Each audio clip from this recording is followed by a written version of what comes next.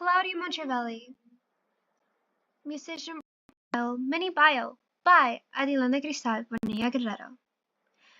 As Louis Armstrong once stated, music is life itself. This statement and its influence can be identified all throughout the Baroque period, renownedly known for its musical development and religious trajectories, playing a huge role in the development of Claudio Monteverdi's musical career, as through his works, Monteverdi connects the Renaissance stylistic composition with the new Baroque period. Claudio Monteverdi was born in 1567 in Cremona, Italy. His father, Baldassare Monteverdi, was a barber surgeon married to Maddalena Monteverdi. Unfortunately, when Monteverdi was 8 years old, his mother passed away. The tragedy of death prevailed in the Monteverdi family. As time progressed, his father continued to marry, yet his following wife passed away, marrying once again for the third time. Claudio Monteverdi developed a thirst for music at a young age, having the privilege to work with Marc Antonio Ignari, a famous Italian composer of the time. Enhancing his skills in musical composition through performances, Monteverdi created his first musical publication at the age of 15, including motets and madrigals. He continued to develop his talent composing and publishing a book when he was 20. In 1590, he was offered his first official position to work in the court of Duke Vicente I of Gonzaga in Mantua,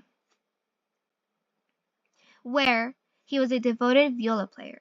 His dedication and hard work allowed him to reach the role of conductor. Through this position, the Duke gained fondness towards Monteverdi, as his prodigal talent was more than evident. The Duke highlighted his appreciation by inviting Monteverdi to travel along with him, visiting Hungary, eventually leading to the meeting of the Duke Francesco, who at the time of meeting had not yet succeeded Vicente. Meeting Francesco is what led to the historical bridging of the Renaissance and the Baroque, as in 1606 he commissioned Monteverdi to compose an opera.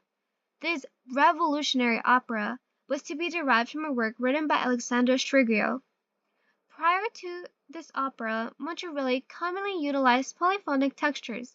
A polyphonic texture can be described as having multiple layers of music within the same composition, many of which include harmonies, multiple sounds heard simultaneously. Such texture was a distinct characteristic of the Renaissance. Nonetheless, this composition, which eventually took the name Orfeo, was displayed a new set of textures, having a shift from polyphonic textures to homophonic textures.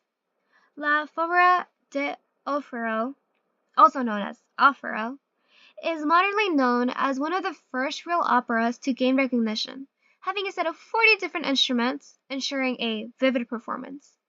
In addition to the multitude of instruments, the opera is one of the first to include costuming and true opera settings. Orfeo follows the narrative of Orpheus and his wife Eurydice from a Greek fable.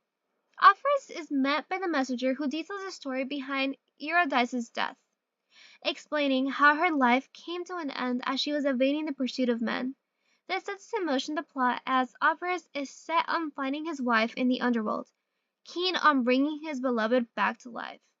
In the underworld, he meets the ruler of the Lamb, who is at awe by Orpheus' performance, allowing the couple to travel back into the world with the condition of not looking back.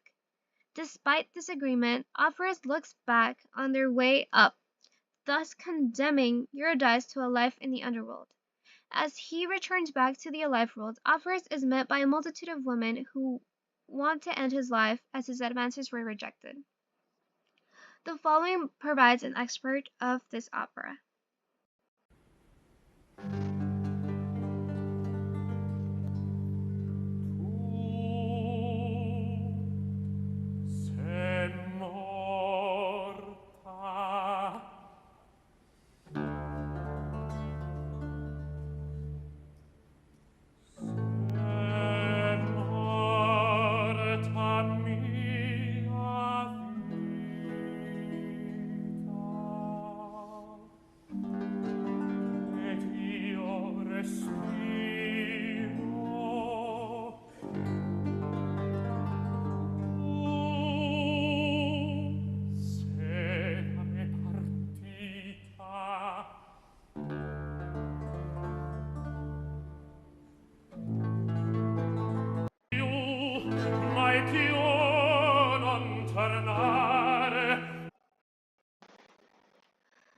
Monteverdi reflects typical morals known in the Baroque era as he transforms his opera from a secular composition to that of religious worship towards the Christian God.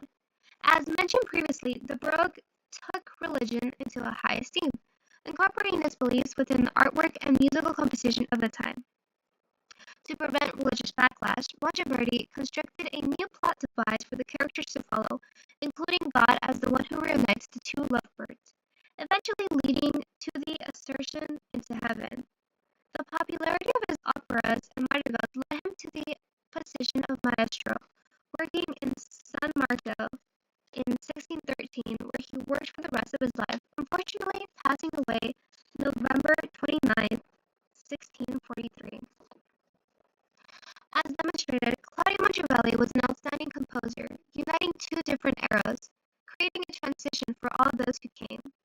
His operas created an exemplary pathway of what a prosperous opera may hold, setting a standard of what high-quality productions are, allowing for the transformative foundation of his operas to continue throughout time, making a mark in musical history, as many of his compositions were produced in modern time,